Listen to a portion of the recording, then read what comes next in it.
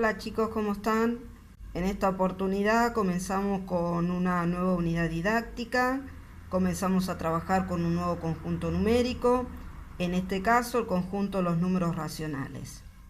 Primero que nada, saber que un número racional es aquel que se puede expresar como un cociente, una división entre dos números enteros. Por lo tanto, el menos 2 es un número racional. ¿Por qué es racional? Porque lo puedo expresar como una división entre dos números enteros.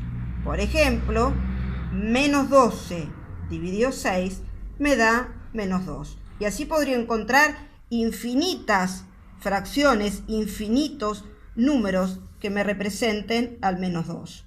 Otro ejemplo, el 8, para ustedes, número natural o entero positivo, también es un número racional.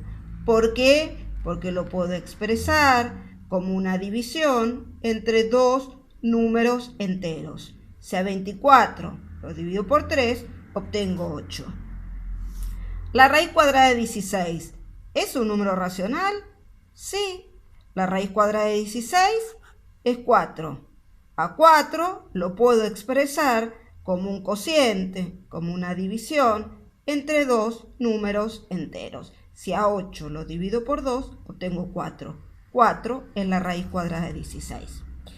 Algo muy común que el alumno suele asociar siempre a las fracciones. Las fracciones son una forma de expresar un número racional, pero no necesariamente siempre que hablo de una fracción o de un número racional tengo que pensar en una fracción. Si yo hablo de números racionales, puedo pensar en números enteros, en números naturales o en específicamente fracciones o números fraccionarios. ¿Bien? Entonces, características para saber cuándo un número es racional, cuando yo a ese número lo puedo expresar como una división entre dos números enteros. También en esta clase van a ver los tipos de fracciones. Las fracciones pueden ser propias, impropias. Las impropias se pueden transformar en número mixto o aparentes. Para poder saber si una fracción es propia, impropia o aparente, debo saber las características de cada tipo de fracción. En las propias, el numerador siempre es menor que el denominador. 3, numerador de la fracción, es menor que 4. Por lo tanto, estamos en presencia de una fracción propia. Me tengo que olvidar del signo, porque el alumno ve el signo y cree que el menos 1, que el 1 es negativo y que el 3 es un número positivo. No, toda la fracción es negativa. Por convención, el signo menos siempre se pone en el numerador, pero no es que el numerador es negativo y el denominador es positivo. Toda la fracción es negativa. Ahora yo miro el número, olvidándome de ese signo. El 1 es menor que 3. ¿Es una fracción propia? Sí. ¿Por qué es una fracción propia? Porque el numerador es menor que el denominador. En este caso sería una fracción propia negativa. Otro ejemplo, el numerador es menor que el denominador. La fracción es propia. En una de las actividades que se envían el día de hoy, ustedes van a tener que clasificarlas. Para poder clasificarlas, entonces, van a tener que tener en cuenta esas características. Si el numerador es menor que el denominador, entonces van a decir que es una fracción propia. En las impropias es todo lo contrario. El numerador es mayor que el denominador. En una fracción impropia, el numerador es mayor que el denominador, pero además tengo que saber que el numerador no es múltiplo del denominador. En este caso, tengo una fracción impropia. ¿Por qué es impropia? Porque el numerador es mayor que el denominador y el numerador no es un múltiplo del denominador. Otro caso, que también el alumno lo lleva a confusión. ve un signo menos, entonces el alumno dice un número negativo siempre es menor que uno positivo. Lo que es negativo es la fracción en forma completa. Por convención se agrega el signo menos en el numerador. Pienso como valor absoluto. El 15 como valor absoluto es mayor que el 11. Por lo tanto, es una fracción impropia negativa. Nuevamente, numerador mayor que el denominador. Vemos que el numerador no es múltiplo del denominador, por lo tanto la puedo clasificar como una fracción impropia. Y las fracciones impropias se pueden expresar como número mixto. Un número mixto siempre está formado por una parte entera y por una parte fraccionaria. Número mixto está formado por una parte entera y una parte fraccionaria. Y por último, las aparentes. La misma palabra me lo dice. Aparentan ser una fracción, pero en realidad me representan números enteros. ¿Cuáles son las características? Numerador igual que el denominador, o el numerador es múltiplo del denominador. Si a menos 12 lo divido por 6, obtengo menos 2. Aparenta ser una fracción, pero en realidad me representa un número entero. Si a 10 lo divido por 10, aparenta ser una fracción, pero si divido, obtengo un número entero. Vamos a las actividades del día de hoy. En una primera actividad, yo les doy determinadas situaciones y dice que las tienen que expresar como una fracción. Entonces, por ejemplo, recorrí 250 de los 400 kilómetros que hay hasta Mar del Plata. 400 kilómetros me representa el total, sería el entero, por lo tanto, denominador de la fracción. De esos 400 kilómetros, ¿cuántos recorrí? ¿Cuántos debo considerar? 250 me lo indica el numerador de esa fracción. Recuerden que en una fracción el denominador me dice en cuántas partes iguales está dividido un entero. Acá el entero sería el total, los 400 kilómetros.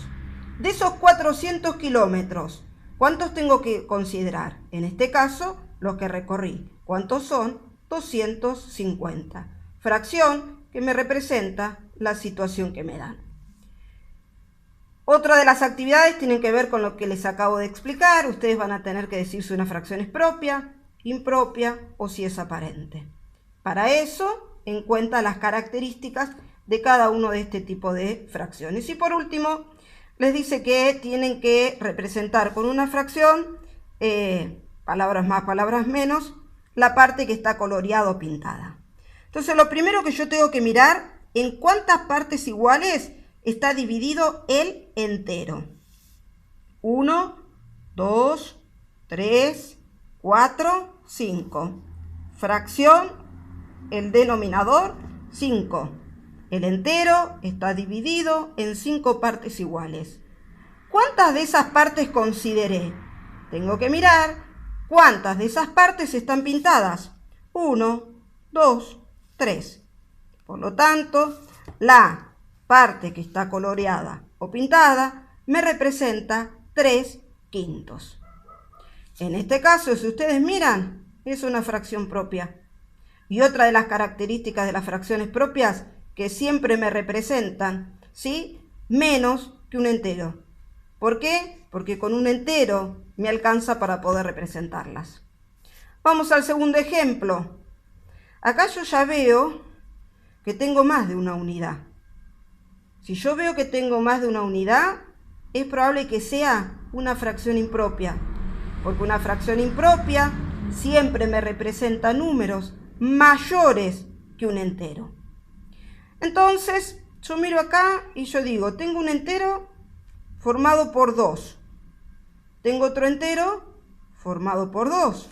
Quiere decir que el denominador de esa fracción es 2. ¿En cuántas partes iguales está dividido el entero? 2.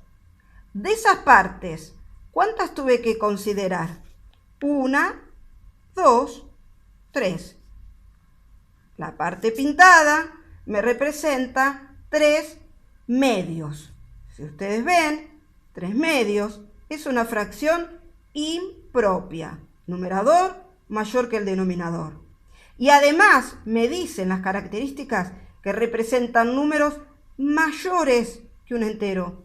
Con un solo entero no me alcanza para representar lo que me están pidiendo. Vamos a una situación particular. Supónganse que ustedes son 3 compañeros y se quieren comer un chocolate.